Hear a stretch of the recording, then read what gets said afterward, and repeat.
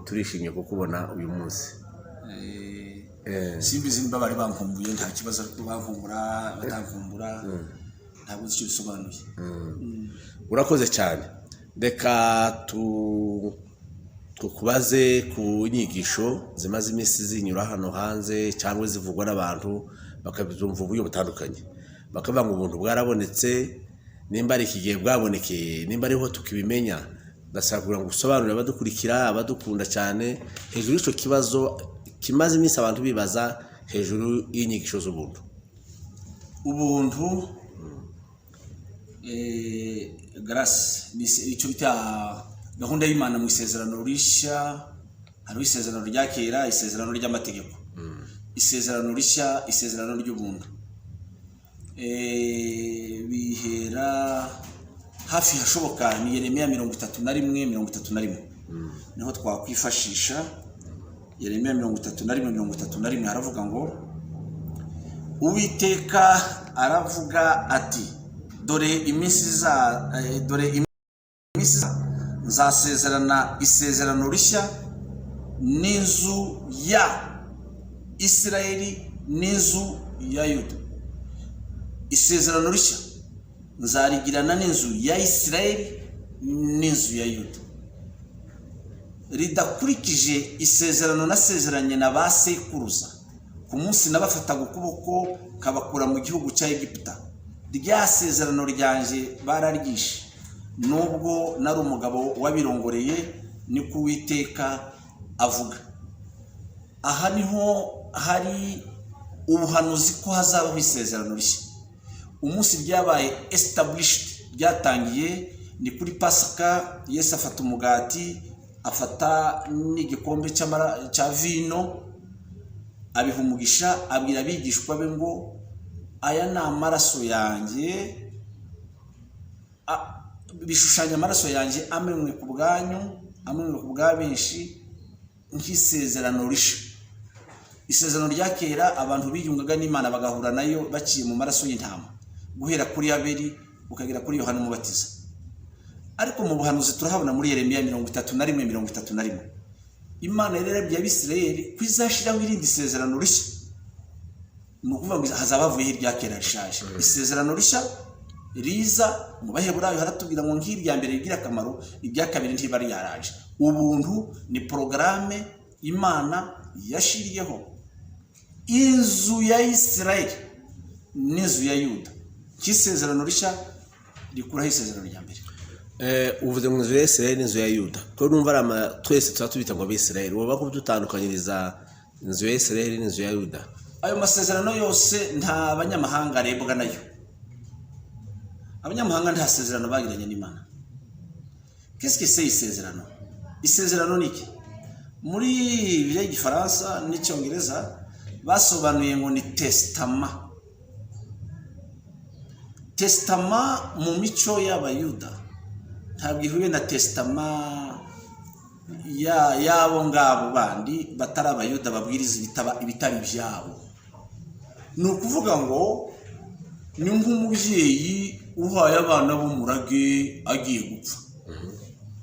Sogokuru Rugira agaha bene Rugira testament agiye gupfa.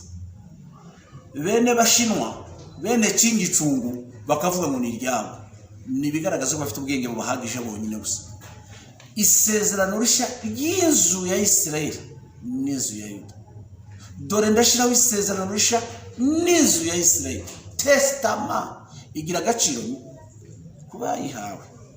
Niba waje gushaka ubuvungukira imisigazwa y'iryo sezerano.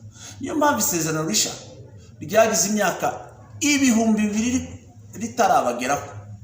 Ikidutera ishozi isesemi rivanze no gutangara n'abantu bagezeho n'amakuru agize imyaka 1900 bakavuga ngo barabareba ushinzwe kuyatangara yabahishagashize imyaka 1900. Uzi impamvu bagize imyaka 1900 bataramenya amakuru? Nuko atabarebaga. Naho bo barebwaga n'ubuntu yarabubazaniye arabaha. Ntibagira ubuntu ngo buhishwe. Impamvu batabuhawe bakaba barimo banezezwa n'umwite, igipopi mu Kinyamurenge bavuga ngo Dagoni. dagoni inyana y'inka y'isuri, ni ukuvuga ngo inka barayihenda ngo ni inyana, nabikabahenda ngo ibahaye amata kandi ari amasuri n'amakaba usiko atari amata. Noneho rero bariya bayinjoyinga amasuri bagobye. Noneho ikibabaje ku nka yapfuye. Isezerano ku banyamahanga ryari ry'Abayuda ntabwo ryahozeho mbere, rigira amatariki ryatangiriyeho. Imana yababwiye amatariki rizaba expired. Noneho ryaramaze kuba expired ahantu runaka, ayo makuru azagerayo nimba yarageze iwanyu nyuma y'imyaka 1900. Hirya yaho ayo makuru azabageraho bitakigira agaciro. Ntibyabagaho mbere, hariho n'igihe bitabagaho. Mbere habagaho ibindi. Ntabwo Aburahamu yaraza ayo makuru. Umukozi w'Imana w'intangarugero Imana ikunda. Aburahamu yagendeye ku isezerano ryo gukeba abana be gusa. Umwana udakebwe ntabwo Imana imwemera. Ku muhungu umwuzukuru wa Aburahamu Mose yagendeye ku mategeko isezerano rya kera. Uhereye kuri Yesu ukageza ku kindi gihe kitareba abanyamahanga, ntabwo bibareba. Ibiryo bishyushye n'iby'intare na igo na egre, imisigazwa yabyo ni ya za scavengers, amagufwa agize imyaka 1000 rumungu irayarya.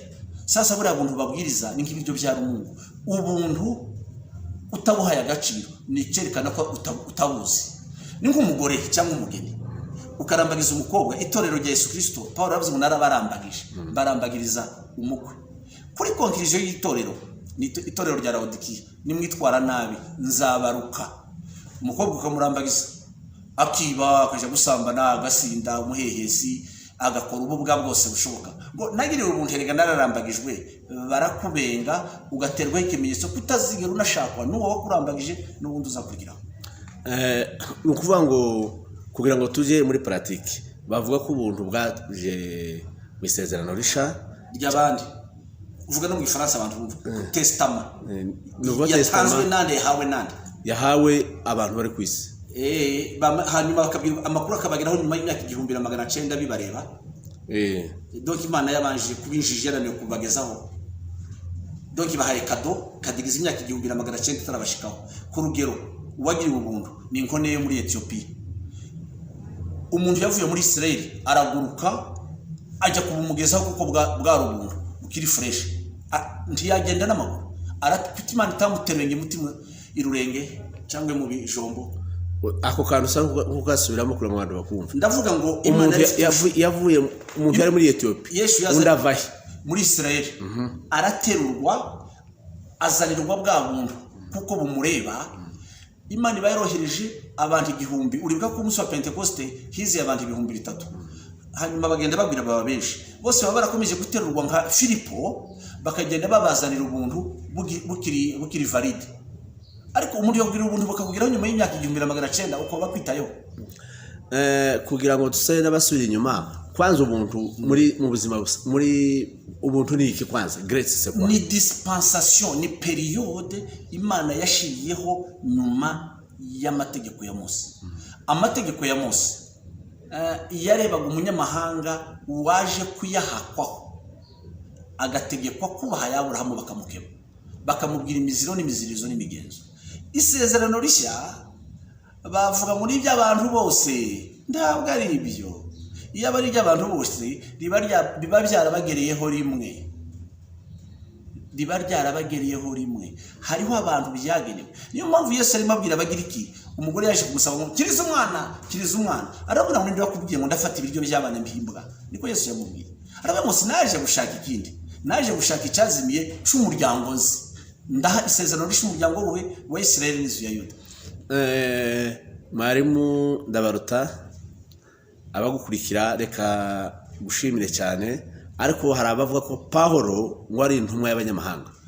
Abaheburayo bavuye muri Israel, mu gitabo cya Yakobo haranditse ngo Yesu yarabwiye ngo ngiye kujaho mutazi. Baravuga ngo agiye gushaka barya bene wacu bazimiriye mu banyamahanga. Ntabwo atwara abanyamahanga, ni bene wabo bagiye mu banyamahanga. Pawulo yagiraga ubwene gihugu bw'i Roma. Arabatije mwebwe murabugura jewe nikavukire. Pawulo yari umuroma. ariko baravuga ngo ni umufarisayo nakebwe ku munsi wa munani. Bose bafite za pasiporo z'abanyamahanga ariko si abanyamahanga. bivuga ko Pawulo atari intumwa y'abanyamahanga, ni intumwa ya bene wabo ku banyamahanga bari mu banyamahanga. Reba ku itorero, reba izandiko yanditse, bene wacu bari i Roma, bene wacu bari i Tesalonike, bene wacu bari aha. aha kuri wewe twebwe ubuntu dusoma mu isezerano risha uvuga ko warushatse muri ngurukira, warushatse kuvuga ko doge tutafata useri mwe nukugoba. sobanura rero nimba twebwe twaragobye tukabujaho. Paulo aravuze ngo Abaroma 11:25-26 mwabanyamahanga mwe noneho mwebwe nyirizina mutagira ngo mugire ubwenge. Asome mwabanyamahanga mwe mutagira ngo mugire ubwenge. Abisiraheli bahumishijwe akanya gato ariko si iteka ryose, ni periode gusa bahumishijwe. Mwebwe muzanwa nk'ishami ry'ingurukira ryo mu gasozi mu gihuriyo, mubagerefe ku giti kitari icanye. Ariko hariho amatariki ntarengwa yanyu yo kubagobza, yo gutuma ngo mugobe.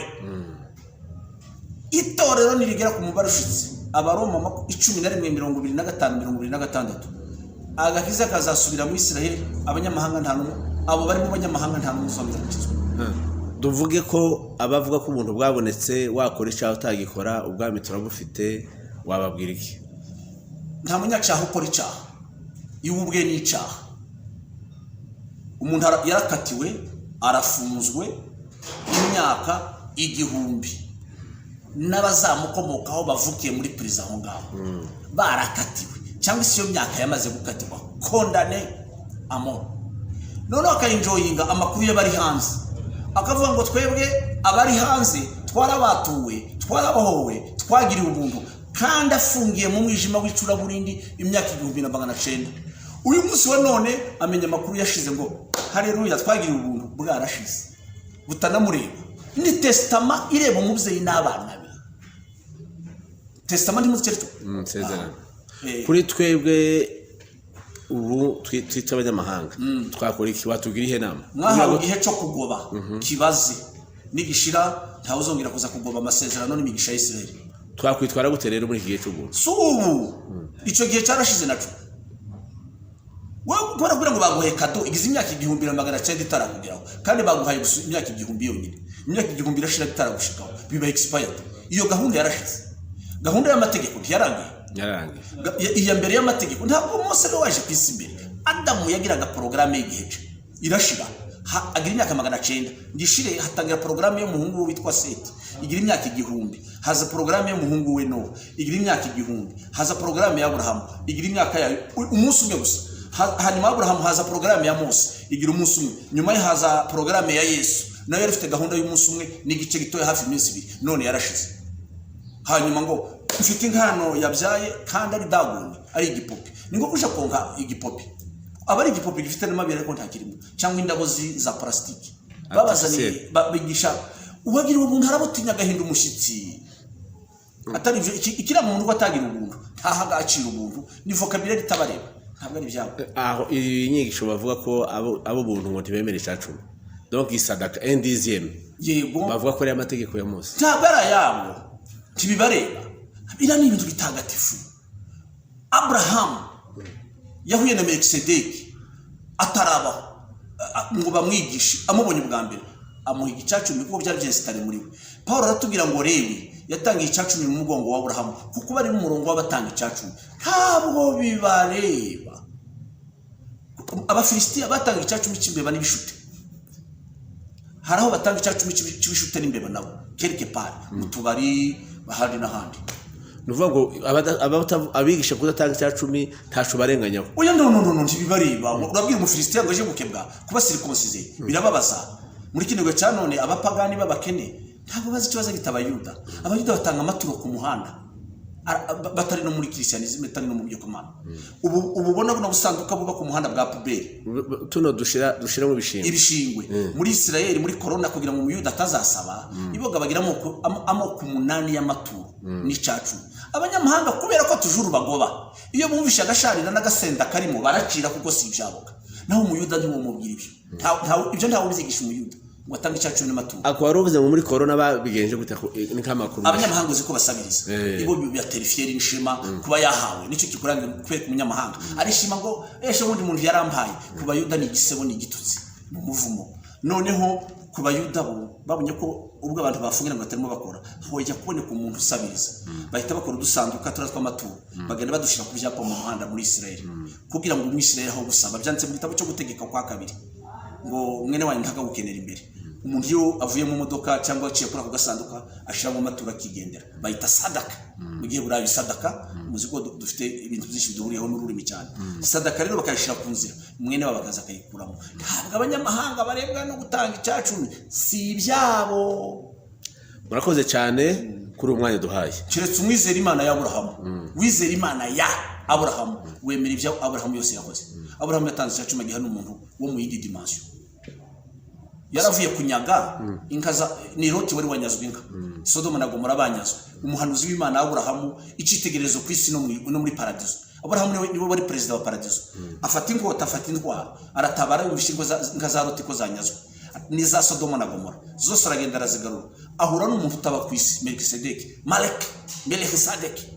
Meleki bivuga umwami Sadeki bivuga isadaka umwami wabatanga amaturo naho barabana ntibarebwa nayo nicyo kibigetse ko arabo mu hari umurizo hariho abantu b'umutwe hakaba n'abantu b'imirizo.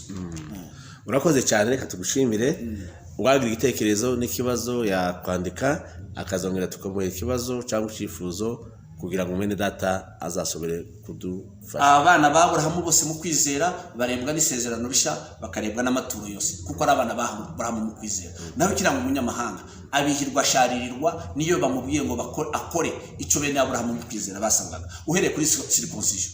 Niki cyatumye Dawidi yica Goliyati cyari cyaratinye gukebwa ari ikintu cy'ikigabo cy'igihanga mu generali ariko atinya gukebwa Dawidi arakana k'imyaka 17 karaba ngo nkurya utagira isezerano ari mabarizwamo ntagira isezerano umuntu wese utagira isezerano abarizwamo cyangwa babaye bishimira testament y'abandi ni ukwihenda. Urakoze cyane ku mwanya duhaye. Murakoze cyane namwe murakoze cyane mukundi Imana ya Aburahamu mwizera Imana ya Aburahamu icyo gitegerezo. Ariko mwari reka nangize kubera kuvuga isezerano rya kera cyane niho usimbarara igicucu niba kino gicucu cyanje gifite intoki 5 izi original ni intoki 5 isezerano rya kera rero byose biri mu byashushanyaga mu isezerano risha nta kintu kizavumbuka mu isezerano risha kitari gihari nta ombre yacu ni gihimbano. Murakoze cyane reka tubashimire abadukurikira mukore subscribe mutange n'ibitekerezo kugira ngo tukomeze duhugurane. Yes ati sinaje gukuraho amategeko ahubwo naje kuyakomeza. Murakoze cyane.